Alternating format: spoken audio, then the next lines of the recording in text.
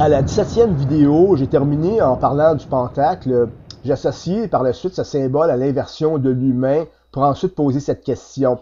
L'étoile à 5 branches est-elle connue par les membres du réseau? Bon, au fil du temps, le pentacle est devenu le symbole qui signe, par sa présence, des pratiques initiatiques. Donc, si vous trouvez un pentacle à un endroit, exemple sur le plancher d'une maison, il y a des fortes chances que des gens se sont réunis à cet endroit et que ces gens-là ont fait des rituels magiques ou rituels initiatiques, puis que les rituels initiatiques généralement consistent à aller chercher un savoir, des informations dans le monde invisible. Moi, je me permets ici de comparer le réseau ou tout ce qui se rapproche avec le réseau, tous les groupes qu'on a mentionnés, à des groupes initiatiques. Je ne dis pas que pour entrer dans ces groupes, nous devons être initiés. Le réseau agit plutôt comme un outil d'initiation à des transformations sociales, politiques, juridiques, culturelles et économiques. Ce que je dis, c'est que le réseau n'est pas des gens qui contemplent le pentacle, mais le réseau, c'est le pentacle. C'est l'outil, c'est le dessin qu'on doit faire sur notre plancher si on veut faire le rituel. Pour nous, ça consiste à une acceptation de nouvelles façons de vivre, de travailler, de penser, de se soigner, d'élever nos enfants, de consommer, de se divertir, de s'éduquer, de s'informer et de mesurer notre espace social par rapport à des lois et des barèmes. Bien sûr, il y en a qui trouvent que c'est de plus en plus oppressant, puis alors que l'idée de Dieu, de sa tradition encore d'une équité sociale, devrait freiner cette transformation au nom de l'intégrité humaine et pour combattre la perte croissante de repères et de contrôle du noyau communautaire et familial, nous décidons plutôt de monter les marches de l'initiation en acceptant d'autres transformations et le niveau dogme qu'elles nous imposent. Pour conséquence, nous sommes toujours invités à en faire plus pour monter plus haut. Nous acceptons que la bête s'avance plus près de nous au point de lui ouvrir la porte de notre corps et de notre esprit pour qu'elle puisse poser sa marque. Nous acceptons ainsi de nous laisser endoctriner par des propagandes, des mensonges et des inepties. Nous acceptons que notre chair soit contaminée par de nouvelles molécules ici de transnationales. Nous acceptons de nous confronter à un nombre croissant de zombies, rappelant l'œuvre de Dario Argento citée à la 2e vidéo. Je nomme ces gens-là des zombies parce que c'est devenu un peu comme des corps, des possédés ou possédés par le réseau. Donc des personnes qui prennent leur téléphone, qui parlent au nom de, exemple, de ce qu'ils ont entendu d'Éric Duhem à la radio, qui dit « je pense comme lui, il a raison, ce qu'il dit c'est vrai ». En fin de compte, des gens qui se mettent en poste dans les médias, les assemblées, l'Internet, avec le soutien de zombificateurs portatifs, des gens qui, en fin de compte, qui nous répètent des mantras pour nous demander de suivre la lumière du réseau. Donc, la lumière du réseau, c'est le savoir du réseau, la connaissance du réseau. Ceux qui portent le savoir du réseau, la lumière de notre monde actuel, qui décline passablement quand même, avouons-le. En général, je dois préciser que nous aimons tous cette lumière. Pour ces raisons, c'est que cette lumière plonge sur nous et rien d'autre que nous, elle nous éclaire, elle nous imbibe, elle profite à notre ego, à notre individualisme. Puis après, pendant ce temps-là, on oublie qu'elle plonge sur nous, pas parce qu'on est la vedette d'un spectacle, là. C'est parce qu'on est une cible à abattre. De la chair et un esprit à contaminer. La lumière éclaire aussi notre naïveté, notre ignorance, notre manque de fierté et nos faiblesses pour que les membres du réseau puissent la voir et plus facilement exiger de nous ce qu'ils ne peuvent nous offrir. Si on prend, exemple, le contexte de la langue au Québec, il voit que nous pouvons parler l'anglais comme un bon être psycho-civilisé à l'anglosphère. Pendant ce temps-là, la lumière ne les braque pas parce qu'il ne faut pas qu'on croie ou qu'on voit que ces gens-là sont incapables de la moindre politesse, du savoir-vivre, en communiquant dans la langue de Molière lorsqu'ils posent leurs pieds au Québec. Par cette lumière, il voit aussi que nous sommes des bons sujets pour travailler dans une usine qui multiplie l'arrogance et le mépris, qui permet à des gens tels Kim McInnes et David Smith d'évanouir Cambridge, en tout cas qui permettait à ces gens d'occuper un emploi à la caisse de dépôt de Michael Sabia, même s'ils sont incapables de prononcer un seul mot en français, après 11 ans vécus à Montréal, dans le cas de Smith.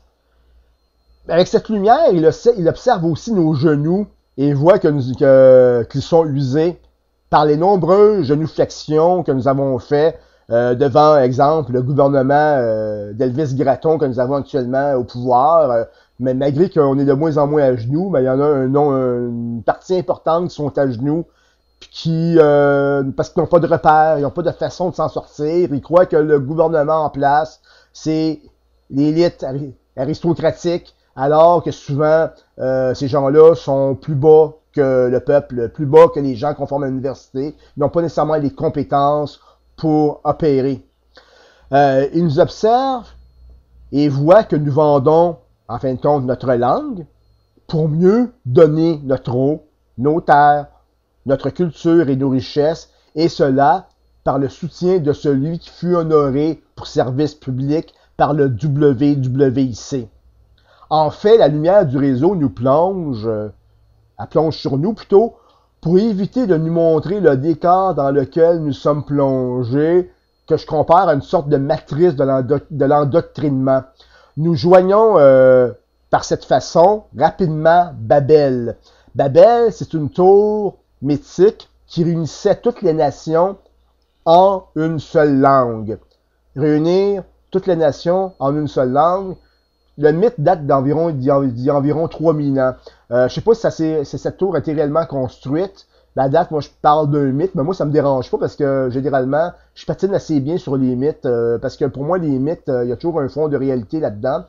Puis, la même lumière, elle ne nous montre pas, quand on parle encore du mythe de Babel, que Dieu a détruit cette tour pour que cette union ne puisse se réaliser. Donc, alors qu'on parle de dogme de mondialisation, ben, dans la tradition judéo-chrétienne, la mondialisation, celle qu'on a, du moins, l'objet, le symbole qui la symbolise, a été détruit par Dieu. Dieu ne voulait pas que les gens parlent une seule langue, puis que les gens soient réunis à un seul peuple, une seule autorité. Un peu comme on propage, entre autres, que le réseau nous tente de propager. Mais encore, la lumière n'éclaire pas cette promesse que cette tour sera reconstruite à la fin des temps. Dans le mythe de Babel, cette tour reconstruite se trouve à être la bête de l'Apocalypse, qui est un système économique mondial sans argent, mais aussi un culte religieux dont l'allégance exige une marque sur la main droite ou le front pour acheter et vendre. En fait, la lumière du réseau doit éviter de nous montrer que la tradition judéo-chrétienne, la vraie, ne fait pas bon ménage avec la politique et l'économie mondiale. Une des raisons est sans doute l'argent. Alors qu'elle est le centre d'intérêt de notre monde, dans la Bible des chrétiens, elle est liée à Satan. Bien sûr, il y en a qui vont commencer à rire. Puis là, parce que moi, j'essaie juste de transposer des idées pour philosopher un petit peu. Parce qu'on a fait une coupure avec la religion, puis c'est un choix qu'on a fait. Parce que moi, j'essaie de ramener des éléments, parce que couper de la religion pour s'en aller dans un mondialisme, sur un système de dominance politique et corporatif, c'est comme si on avait mis de côté un problème pour aller vers un problème encore plus sérieux. Puis c'est pour ça que j'essaie de revenir à des éléments religieux pour montrer que ce qui se passe actuellement, c'est peut-être les conséquences d'une coupure religieuse. Donc, je parlais que l'argent est lié dans la Bible à Satan, puis plusieurs fois. Bon, je ne sais pas si Jean Charest doit le reconnaître en tant que chef du PLQ. Je sais seulement que le règne de Charest repose sur l'argent comme aucun autre gouvernement.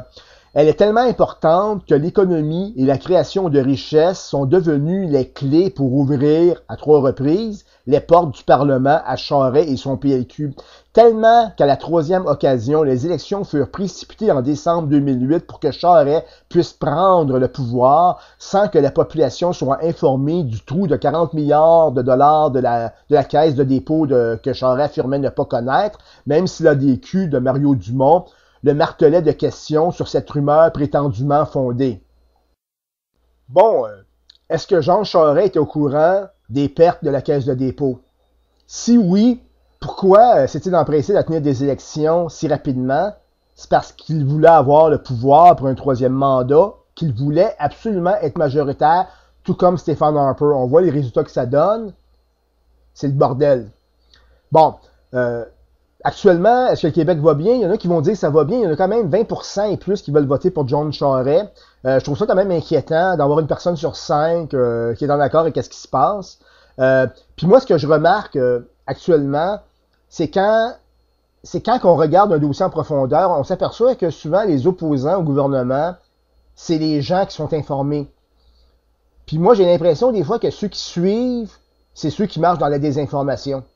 Puis moi, personnellement, comme exemple, je suis un individu, on m'a souvent dit c'était quoi le prix du Canada, que c'est merveilleux, 2 langues du Pacifique à l'Atlantique. Moi, je me déplace, je m'aperçois que c'est pas vrai. Je suis même pas capable d'écouter du Galaxy, exemple, quand j'étais à Toronto, à Vancouver. Ça ne joue pas à la radio là-bas. Puis ça joue, même, je sais même pas si ça joue ici encore. Du moins, il n'y a pas de musique en français dans le Radio-Canada, à la radio, à part Radio-Canada. Mais dans les postes privés, non, ici, c'est le cas.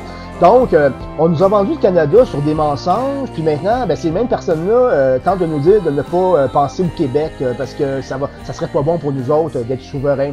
Puis moi, je trouve que on commence à embarquer un peu trop dans le mensonge. Puis je dois simplement mentionner, c'est que aussi, Satan, on dit que c'est le roi des menteurs. Puis qu'en 2012, un nombre croissant d'électeurs croient que Charest et son cabinet sont des menteurs. Puis moi, ce que je trouve merveilleux dans ce parti, c'est qu'il ressemble à une secte, premièrement, c'est que on peut mentir, puis il n'y a personne qui va s'interposer entre le mensonge. C'est que les gens démissionnent puis se retrouvent pour des entreprises privées, des firmes de conseil qui continuent à travailler avec le gouvernement du Parti libéral, mais en secret toujours. Puis pendant ce temps-là, il y a quelques retardataires qui découvrent enfin que cette création de richesse du grand-duc conservateur est une tromperie. Il faut simplement s'informer de l'actualité d'une façon sérieuse pour le constater. Il faut aussi vivre au Québec pour constater qu'on s'appauvrit, qu'à chaque semaine, il y a des centaines d'emplois qui se perdent de haut niveau. C'était pas le cas avant. On peut bien prétexter la tempête économique, mais il y a aussi une mauvaise gestion, puis un désintéressement total des questions du Québec au détriment du réseau de Jean Charest. On va continuer à la 18e vidéo. Merci.